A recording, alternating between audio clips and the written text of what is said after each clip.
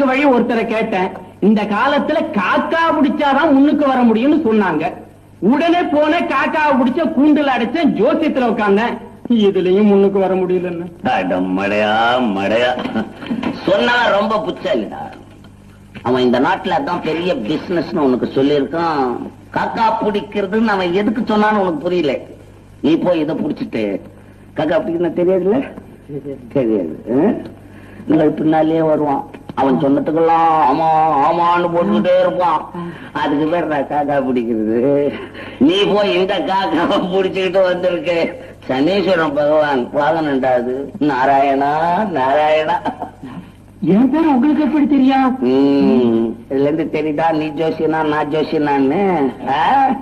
என்னடா டேய், ஏதோ திடீர்னு பணம் வந்துட்டாதான் ஆழம் மறந்துடுவானுங்க. நீ இருக்க வறுமையில இருக்கும் போதே மறந்து போறீங்களாடா டேய்.